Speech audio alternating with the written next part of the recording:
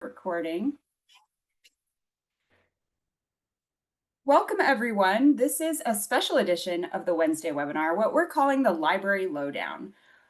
We were noticing that there have been a few very subtle changes around the library lately. You may have or may not have noticed them, but we wanted to take an opportunity just to kind of point them out. A lot of them are related to AI and changes that our vendors have been making to update the products that we use in the library, the platforms that we search with and that students use for research. So we wanted to make sure they were just on your radar and also, just take advantage of the time to meet to maybe remind you about a few things that the library offers and a few of our resources, and just remind you that we're here for you if you need us. And one thing I wanted to make sure I plug right off the bat is something that we're working on. The outreach team. I'm the outreach librarian for for UAGC. Kira does outreach for our subject tutoring, and Louie in our writing center is the outreach writing expert. And so we have this goal of what we call our roadshow. And that just means we are getting out there. It's a virtual roadshow. We're not going to go knocking on your door or anything, but we want to come to as many meetings as possible. It doesn't matter if it's your department, if it's a small team, if it's just you wanting more information, we want to bring it to you. And we will meet you where you are at, whether it's 5 minutes that your team has on the agenda, or maybe you want a bit of a deeper dive. You want 10 minutes or 30 minutes or an hour. I don't know. Have we ever had an hour? I think we have had an hour before, and We it's just did. glorious. Yeah. It went very well too. It's nice to have that long time to be able to have the dialogue, but I know that's a luxury we don't get often. It's a But we'll take luxury. any Yeah. we'll take any amount of time we can get. We would just love to meet with your team. Exactly. Yeah. Beggars can't be choosers. So let us know. Can you put We the will, chat in the or can you put the link in the I'm chat? sharing. I Oh, don't you know are? if, Oh, let oh, me you can't. Oh, try. maybe let me see if I can grab it then. It's Uh, in the, oh, I've got it actually. Okay, great. Yeah, this is the form to request a roadshow. So please, please, please reach out to us and let us know that you're interested. We will come to you at the time that makes the most sense to you. In any existing team meeting you already have, just put us on the agenda. We'll show up. So thank you so much. Thank you. And we'll share this again at the end of the presentation today, but we wanted to make sure that we got it right in there. So today we've just got a few things to talk about. We won't spend too much time talking at you. We've got a little bit of a demo of those new features in the library that we were talking about. We want to remind you about our custom HTML announcements, and again, remind you about our faculty roadshow. We also have results from our faculty feedback survey coming up that we're going to prepare in a little presentation similar to this. And then we want to make sure we have time for a question and answer. But Kira, I'm going to hand it over to her. She's going to get us started talking about some updated efficacy data that we have about our tutoring supports, and also how you can use signals to get those supports out to students. Yes. Well, thank you. You queued me up perfectly. Thank you, Karen.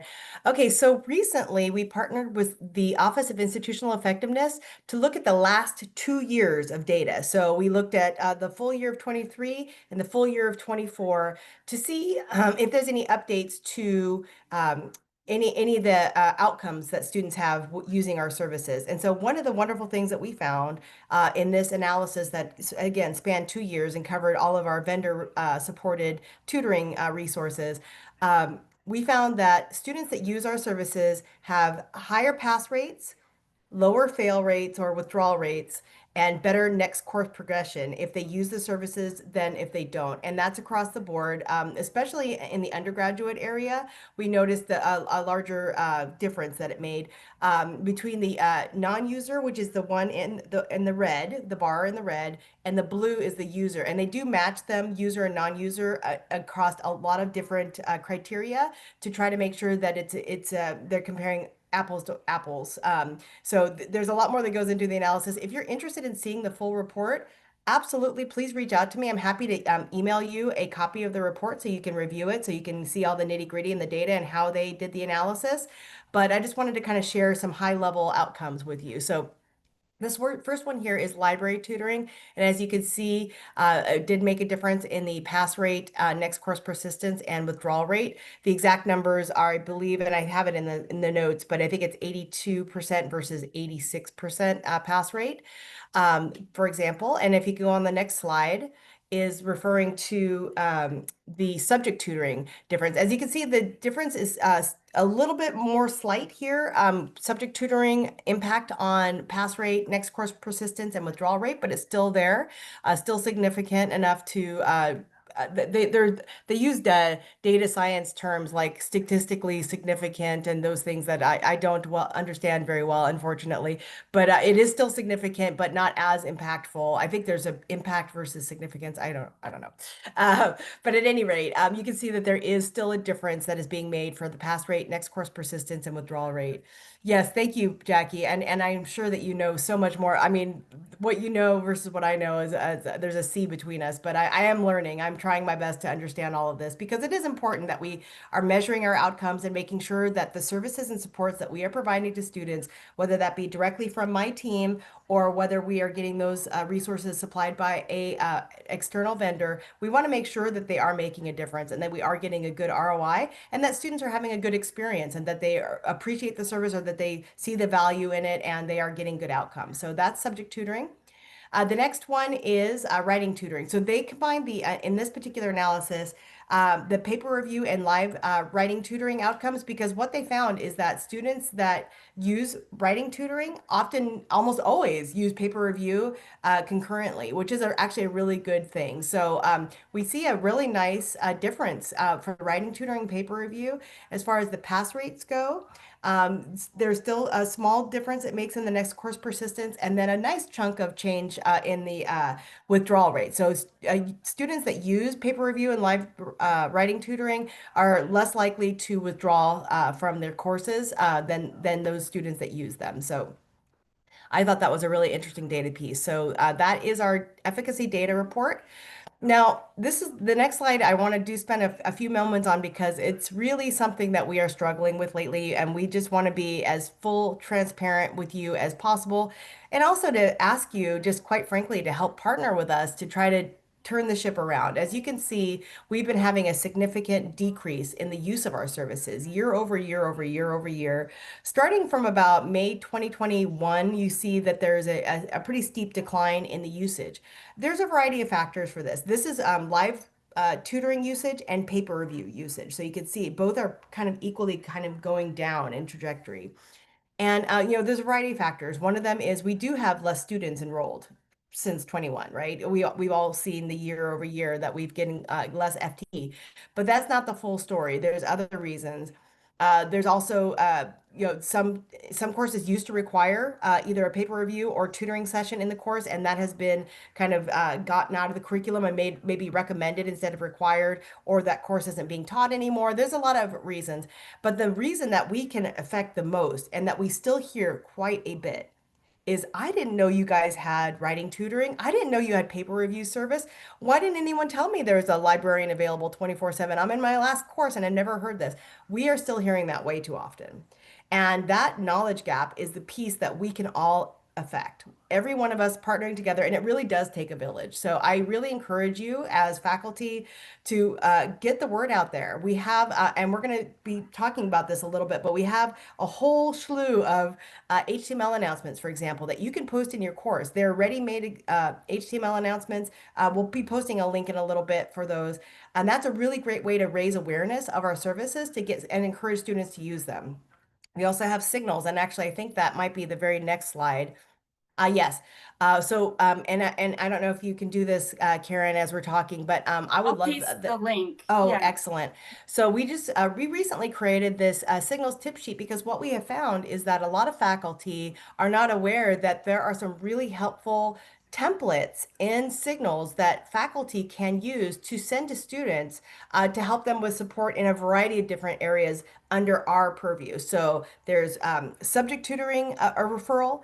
There is writing tutoring and paper review referrals, library referrals. So within Signals, you can go look through the student resources area and look to see which ones are relevant to your student and send them. For the subject tutoring support, I definitely recommend that you check to see if your course supports or has subject tutoring as a support, and then you could send that subject tutoring referral. I should have asked you to grab this one too, Karen, but there's two there's a list of courses that have subject tutoring via faculty referral that are approved for that.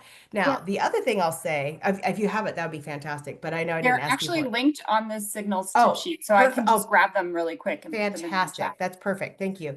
I forgot they were linked in there.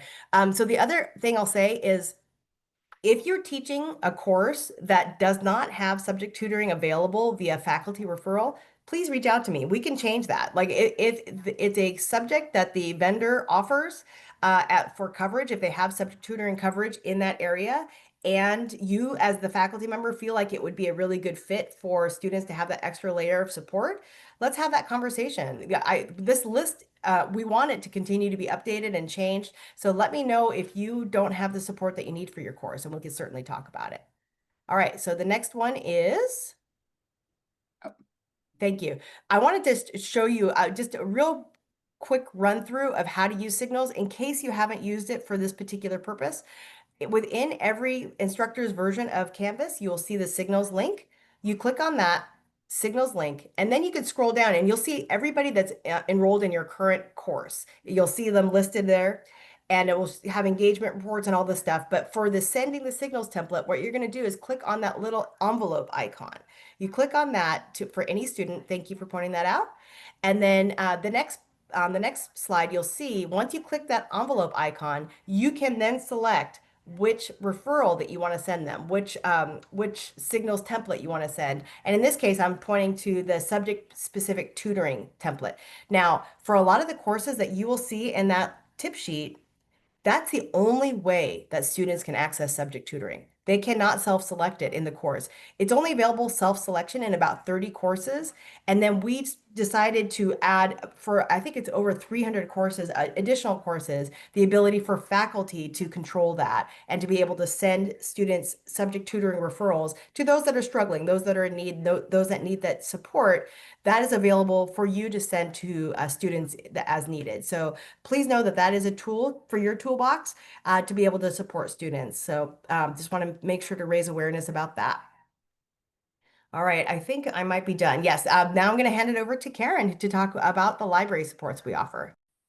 Thank you, Kira. So this is just a quick reminder, and you can find this information on the library homepage. We have sort of our corner of care is what I like to call it, up in the top right corner, how students can get a hold of us. We have 24/7 library tutoring. They can also give us a call 1 to 5 p.m. Pacific, Monday through Thursday, and they can send us an email. So we allow students, that support any time of day with 24/7 library tutoring. Our emails we answer pretty quickly. It's usually within, an hour that we get it, or at the very least 1 business day. And then when students pick up the phone and call us, we hear from a lot of students that that's just their preferred way. They want to talk to a human being. So I feel very lucky that we can offer them that service. So keep in mind your students have a number of ways to contact us. We also have this library help and information section here. We're going to be talking in a little bit about quick answers. But just something to be aware of is we also have, Quick Answers is our repository of frequently asked questions, but we have Library U, which is a place where students can find just short tutorials to help them with the research process, and tip sheets that you've seen before, like RefWorks, how to use, keywords to search in the library, things like that. We have research guides, and if they have any technical issues, we have a guide to help them with that as well. If you are a doctoral faculty, I don't know if we have any of our doctoral faculty here today, but I know we are getting a lot more one-on-one Zoom consultations, which is a special service that we offer our doctoral students. So thank you for getting the word out about those. It's great to connect with students, at different stages in their dissertation process and really walk them through that, that process. So just wanted to make sure you have all of our services, the different modalities that we have available for students. Our students are so busy and we want to make sure we meet them where they're at. Now, I wanted to jump in to a short demo. I was trying to think of the best way to get these changes that we've had a few changes with our vendors in the library, enhancements, I should say, to some of our databases, and I'm gonna real quickly share my screen.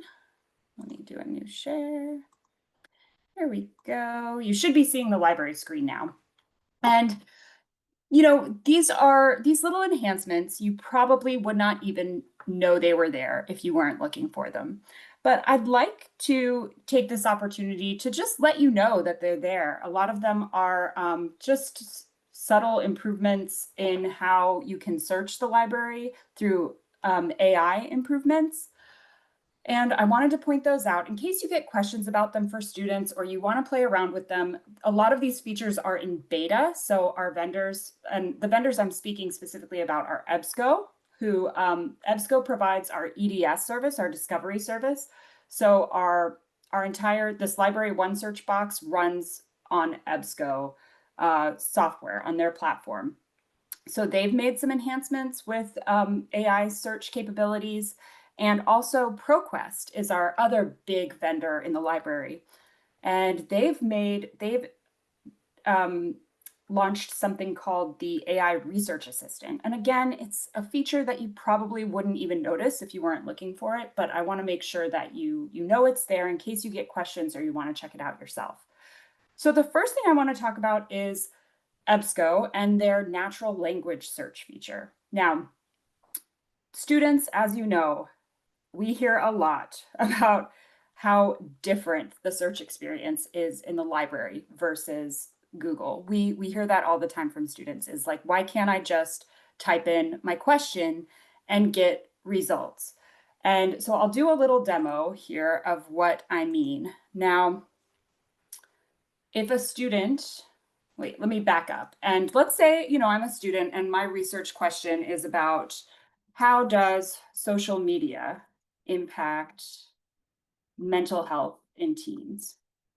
So if, like most of us here, we would not come to Library One Search probably and type in a full sentence. But if this was Google, I do that all the time, especially as I use generative AI and you almost have a conversation with it. So, but for a student who's new to scholarly research, that switch doesn't always make sense to them. Maybe they haven't been taught it before, or maybe they're just expecting to be able to type in a natural language question like this and get a bunch of results. But when we hit the search button, this is the frustrating experience that a lot of students have. We talk to students all the time that are like, why don't we have anything in the library? So, what we would want students to do at this point is to understand, oh, well, you have to break it into keywords. So instead of this question, we might search for social media and use Boolean search terms, social media and mental health and teens or adolescents. But again, that's a whole lesson in information literacy that a lot of students don't have time for and haven't been taught yet. So EBSCO has made this little feature here that they're calling NLS or natural language search. And it's this little button that we have, we had a choice to turn it on or off, and we see it as a complete value add for students because now if they toggle that, not only does it search for this, what it does through AI, it breaks it into those keywords. And this now it's searching. And the best part about it is if you click this show refined query, it will break it into those keywords for the student and show them that this is a different way to approach this question in keywords rather than natural language. And this is nice for two reasons, because for one thing, it teaches the student how to use keyword searching. Another thing is it allows us to check generative AI and see if it actually understood our question appropriately. So, did it get the keywords right that we were thinking of?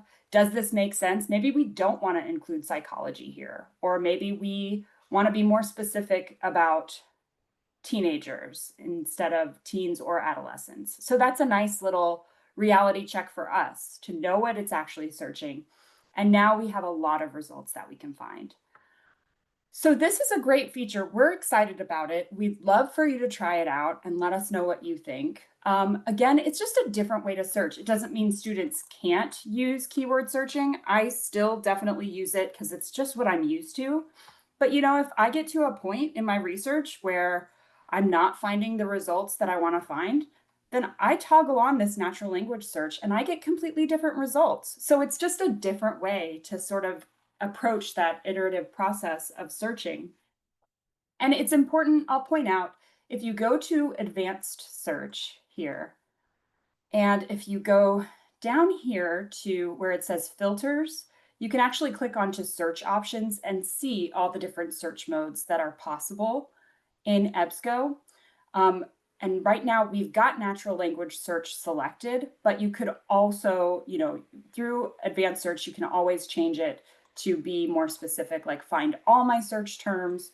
You can do proximity searches where you specify a keyword along with a number of words to say, find results that have these two words appearing within 5 words of each other or something like that. That's a proximity search. So there are lots of different ways to search in the library. These are the more advanced options, but personally, I love it that EBSCO has made this option to address a real problem that we see students struggle with, which is why is searching so different from what I'm used to online when we search in the library. So that was just a quick demo of the natural language search feature. I would love to, before I move on, just hear your thoughts or if anybody has any questions about that natural language search feature or anything else I can show you in more detail, let me know. You, Yes. I'm just going to go ahead and just make a comment. First of all, once I get into these things, I navigate around a little bit, so I'm always learning. But Mhm. the thing that I just really appreciate the most of you and your team, Karen, is just the one-on-one when we engage. Sometimes those could be 5 minutes, 10 minutes, 15 minutes, but I think you're doing a really good job, navigating and showing us these particular tools. And Thank you, Bill. so that's really, I mean, it's favorable as far as I'm concerned. You're so kind. Thank you. Yeah, I cannot stress to faculty enough that I don't hear from you enough. Like I would love to just, and I know we're all so busy, but like if you have ideas or questions about the library or thoughts about your courses, and I love how many Forbes faculty are here. It's great to see you guys. And please, like, don't be strangers. And I speak, just for as the business liaison, but I know that your other liaisons, we have a slide later, we all want to hear from our lovely, lovely faculty. We're so lucky to work with you all. And, if you ever have questions or need help, we are here to help you. I know so often we just talk briefly in course developments and things like that. But yeah, don't be a stranger. We love getting calls from you. All those services in that care corner that I pointed out, those are for faculty as well. You guys can Yeah, email us and anytime. Karen, one more point for you, and I apologize Yeah, for interrupting you. Um, no. the thing that I think you have, like when you consider your audience and you look at, who we're all speaking to. First of all, there's things that I don't know, so I'm going to call every now and then and so forth. But I think the stuff you have here is so valuable. Not only this, but some of the things that were in the presentation that Kira did that the more you can chunk this, for example, focus it on, here's how we help you, like you were talking about that corner box and so forth. The more you can provide a visual and give that out to the faculty or Yeah, put that right in the course, so it's seen. The more user friendly you make this, the more it gets broken down and the less complex it might be. Because I'm kind of one of them sometimes with technology where I'll get a little scared. I don't mean get scared off, but I might look at something, oh my gosh, I got to really slow down and figure this out. But right. but the more you can make this user friendly, the more you can, I'll give an example. Kira put out there Support You toolkit, right? And I Yes. thought all of you did, and I thought the visuals were so good. The first thing that I did when I saw that, I did a permanent announcement in the classroom, so it appears in the courses that I own. And to Yeah. me, that like takes the sting out of anybody that's coming in that might have a little bit of fear, right? And I would just tell you to keep thinking about real or perceived apprehensions in the student population that we may have, because your numbers might say, well, nobody's using this, but that's because maybe a compliment to a lot of the folks in this room. Um, you know, Thank you. yeah, and so. Yeah. Number two, I think that, Naima does a great job management 330, her and Ron and everybody, how they put that all together, so people can, instructors can follow that, and the communication is so rich and so good. So Hmm. what I'm just saying is the more you can equip the system, and faculty with user-friendly, simple, here it is. It's kind of like going to the grocery store and seeing, the different coffee or bread and what's on sale and something like that. Catch their attention, because you do have a lot of artistic ability here, and keep it up. So that's all. you. Thank you, Bill. This is a great time. I'm going to drop in chat again just to further encourage, if you have a regular department team meeting, or you work closely with your associate faculty maybe on courses, and you'd like for us to come talk about all the services, not just in the library, but subject tutoring in more detail. We can talk about Writing Center in more detail. I dropped a request form in the chat. Please invite us to a meeting. We love to connect, not just with the faculty that we work on course developments with, but we want to get to know all our faculty and make sure that they feel supported in getting these great supports out to students. So please let us come chat. We would love the opportunity. I do want to just quickly show you one more enhancement with AI, and this is in our ProQuest database. So if you go, I did this kind of quick. Let me go back. That's a librarian no-no. Okay, so I'm going from the Find Articles and More menu at the top of the library homepage. And then I'm going to the databases A to Z list. This is a shortcut if you're looking for a specific database. Our databases A to Z list makes it really easy, because you can just jump straight to the letter of the database that you're looking for, and it will give you that alphabetical list. So in this case, we're looking for ProQuest. So I'm going to go into ProQuest. Now, ProQuest, this is our advanced search. We have the default set up to just start right off the bat with advanced searching in ProQuest. And I recommend, if you're looking for something in the library, I search for it in Library OneSearch, but I also love to go right directly to ProQuest, because I find it's a different platform, it's a different way to search, and I often find different things that I maybe didn't find as easily in Library OneSearch. So just keep that in mind. There's lots of options.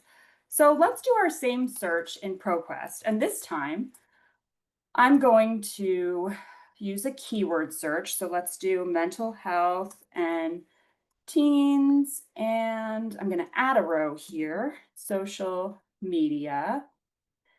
And let's try a search with those keywords. I want to show you this new AI. They're calling it an AI research assistant in ProQuest. And so right off the bat, we see that ProQuest is thinking, it says generating more search terms with AI. So they have this search feature now.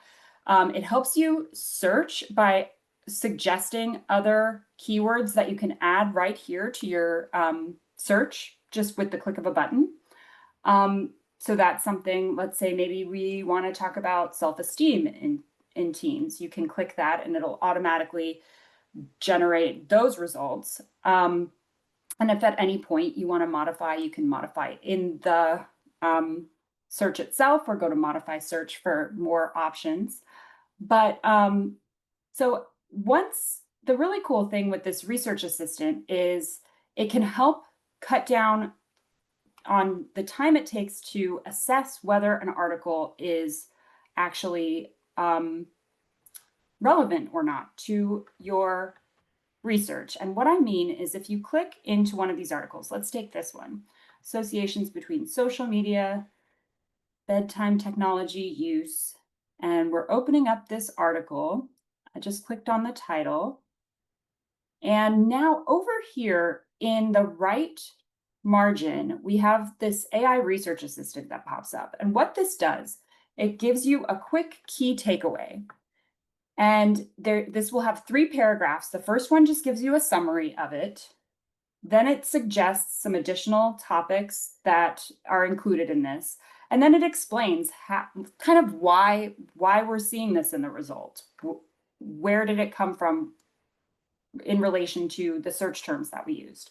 Something to note is if you send a link to a student, or let's say a student clicked on a link in one of your courses and got to this 3rd paragraph won't be there because you don't have search terms for it to relate this article to. So just keep that in mind. If this last paragraph is missing, that's why. You probably clicked on a link to get to this. But it's just a nice way to quickly, for students to see what this article is about. Is it relevant or is it not? It also suggests, further research. These are some other sources you might consider.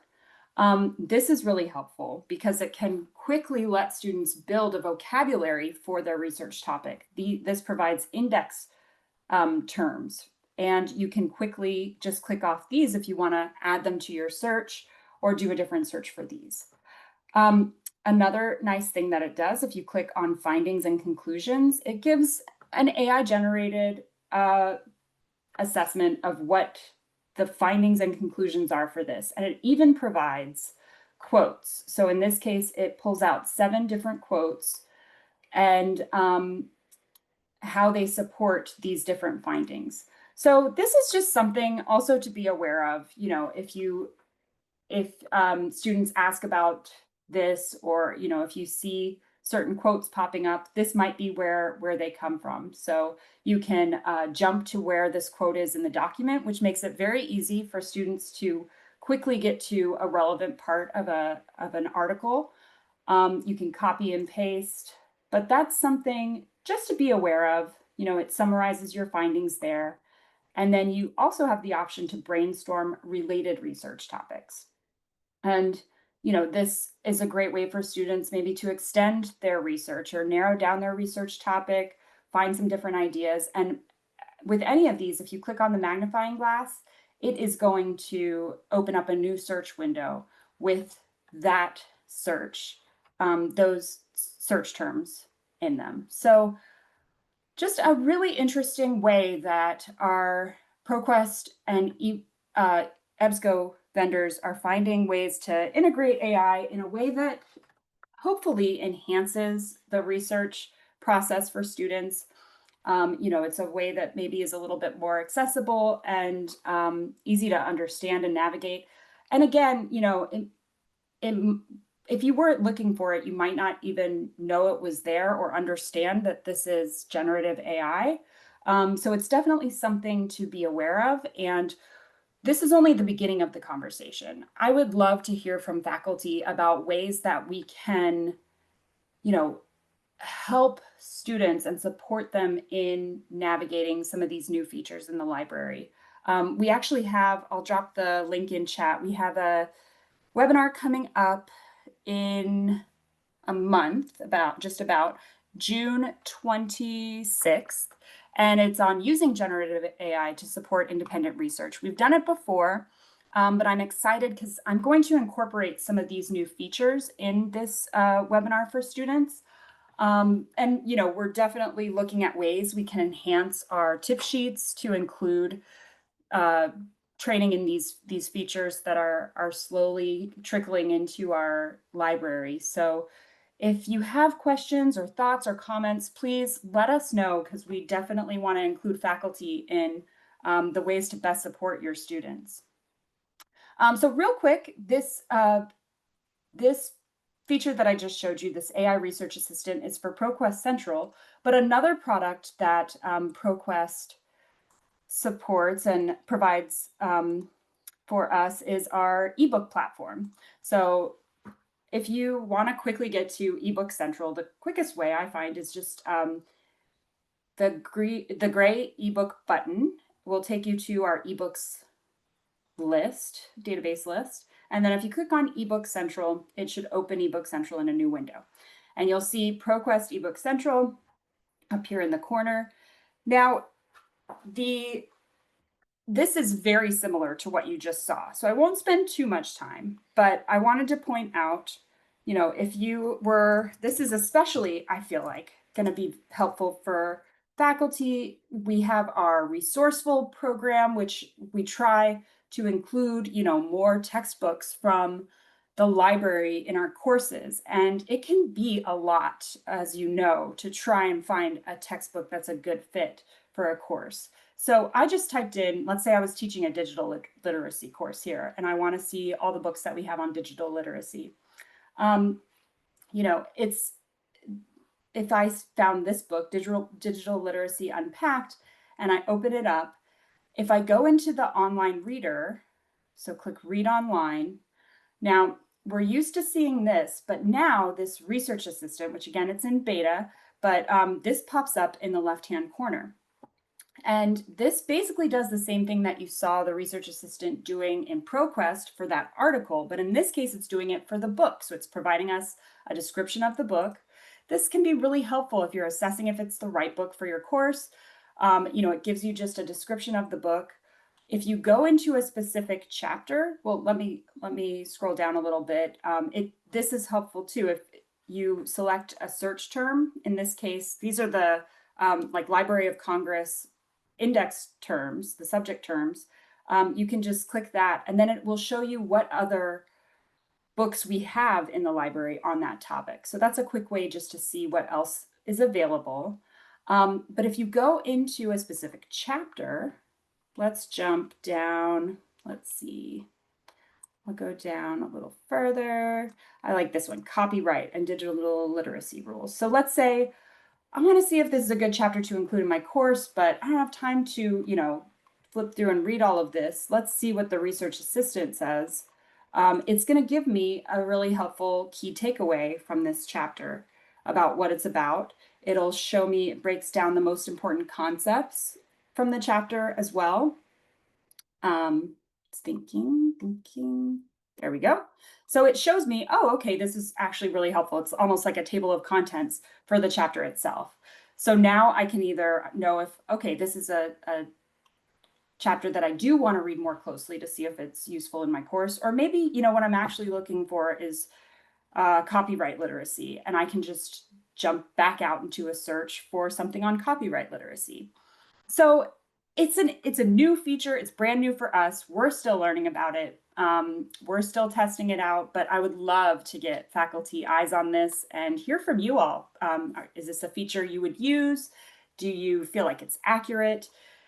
I've been trying to look at books with subjects that like information literacy and digital literacy, because that's something that I've heard is, AI, it's kind of a joke, like AI does a great job at all the things that I know nothing about, but a terrible job at the things I'm an expert in. So I'm just, I want to put that in front of your eyes and feel like if you feel like this feature is something useful that you would use, if you have thoughts or any feedback that we could provide our vendors to make it better, we are all ears.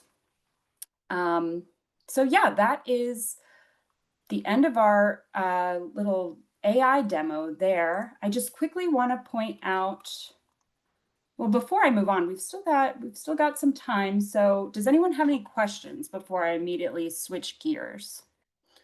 Or comments, thoughts, anything you want to see in more detail or questions?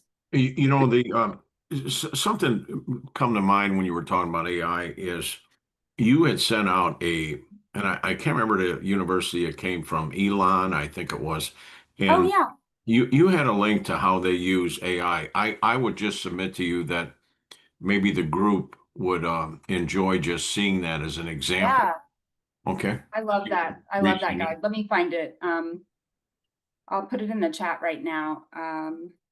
We've been, it's sort of our dream to make something like this. We have on the Writing Center website. I can share the link for it as well. It's a great guide for UAGC students to, understanding AI for research and writing. I will put that one in the chat as well.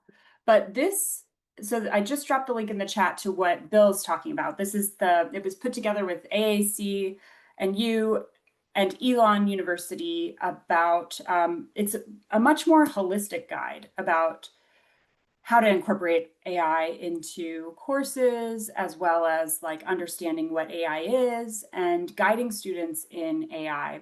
And it includes everything from career services to research and writing to, professional development and how to kind of harness AI in a way that's ethical and productive. That it's an interesting guide. Thanks for reminding me about it, Bill. So this is let me drop. Sorry, I'm terrible at both talking and searching for things at the same time, oddly enough. I don't know if Kira's still are you still here, Kira? Maybe she can I think she help me may have drop had to this. step Oh, okay. away. What do you need, Gotcha. Karen? Do you have handy the link? I wanted to make sure I include, since we're talking a lot about AI, the Writing Center guide that we have. I'll go grab it. Awesome. Thank you. Okay. Yeah. And that'll give me a chance to.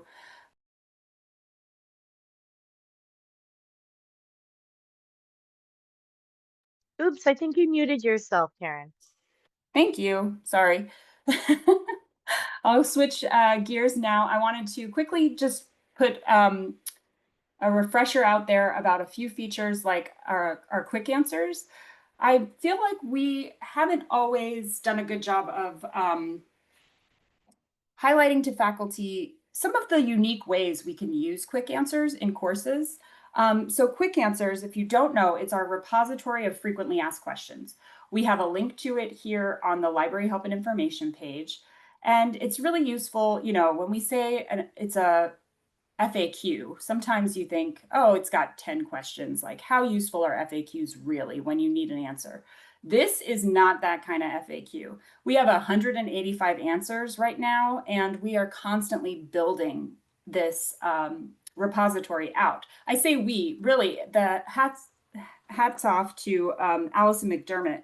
She's the liaison to CAS and one of the wonderful librarians we have here on staff, and she is meticulous about searching for existing quick answers and updating them and making sure if we get questions repeatedly from students that we have an answer here. And just to throw an example that came up recently, there was a course, Business 626.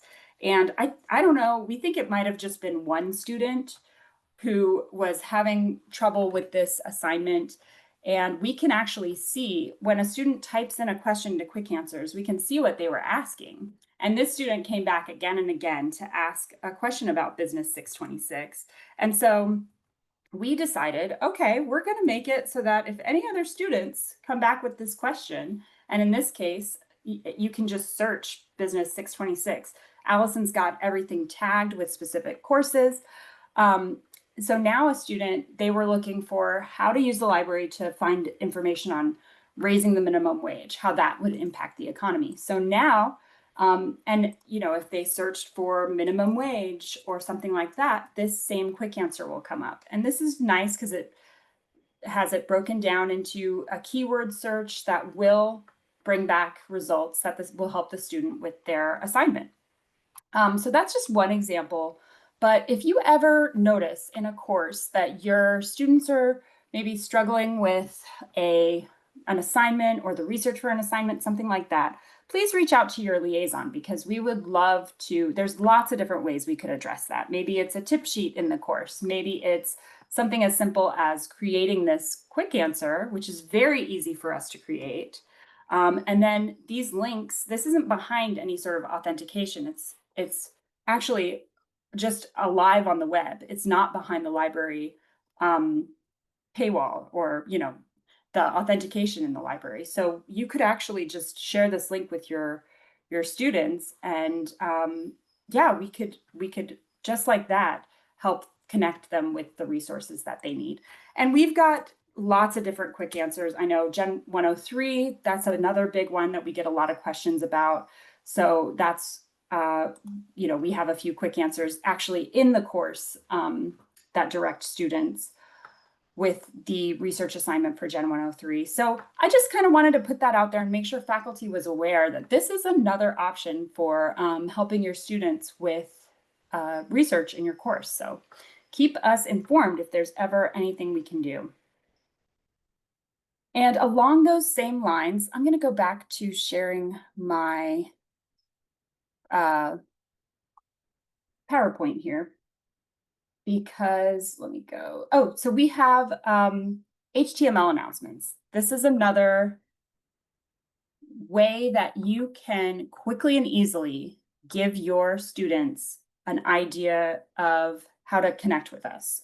We have all different kinds of HTML announcements. Let me go and Anna, I'm gonna have to ask your help again, dropping some links in the chat, but if you can share this link to the Library Writing Center and Tutoring HTML announcements. You got it. And I don't know if you can still see my share. Let me read. Yes, I can. Yeah. Just in case. Okay, great.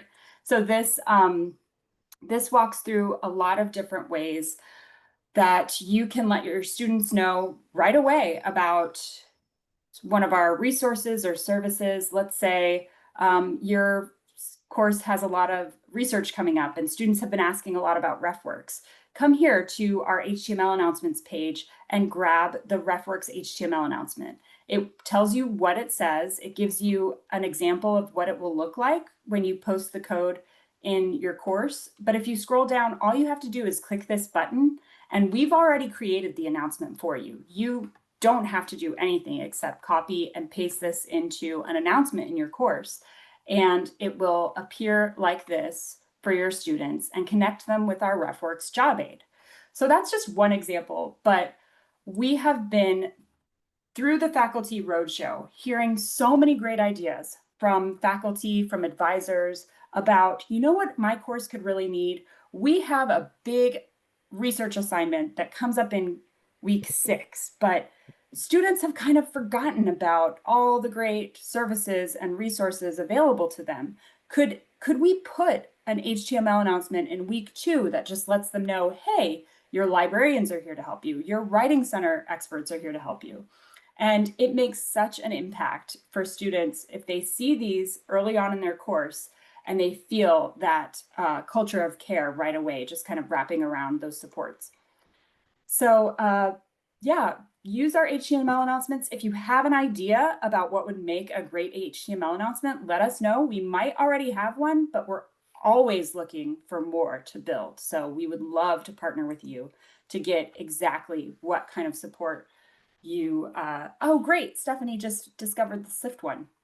Yeah, and another way to find out about new HTML announcements is every week we put one in the faculty digest. We call it the resource of the week. And that will, that's just a way that we kind of highlight a different HTML announcement each week. So look for that.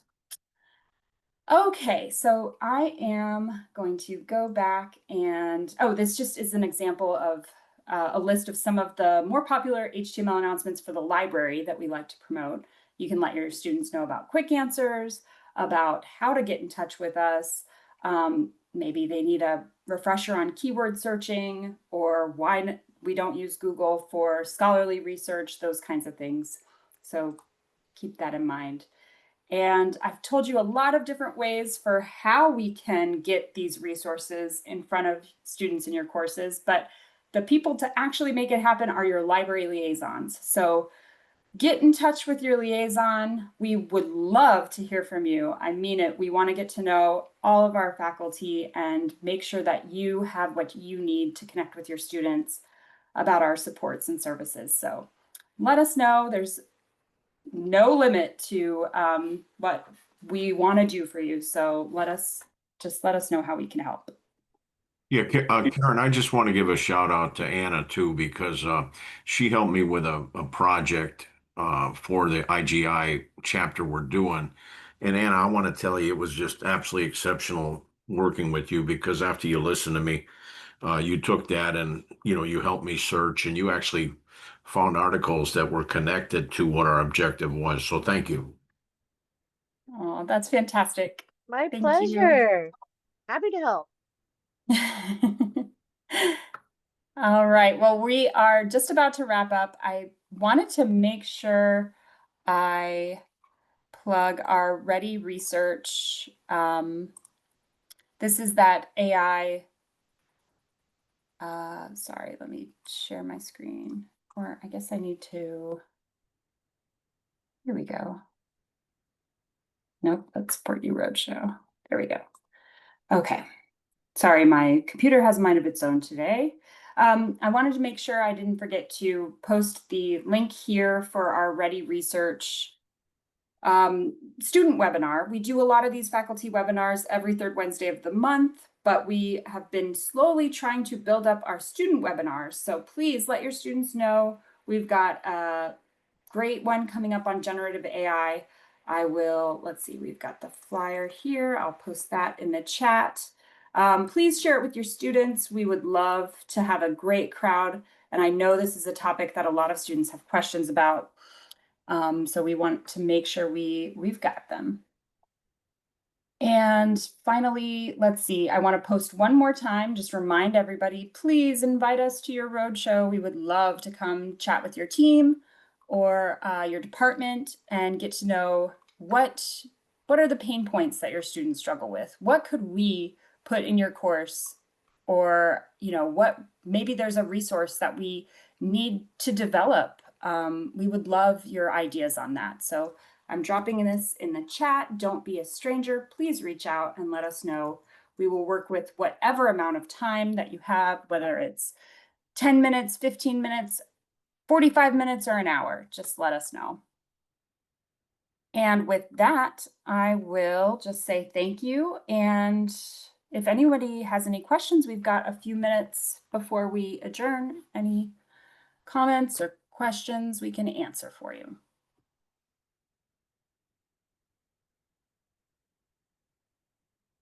All right. Well, thank you all so much for your attention and for being here. We really just appreciate our faculty so much. You're such wonderful people, and we enjoy having the time to connect with you at these Wednesday webinars. Thank you so much for being here. Have a good one. Thank you, you too. Thank you, Bill. Thank you, Stephanie. Thank you, Naima. Thank you, Michael. Thank you, Richard. Take care, guys.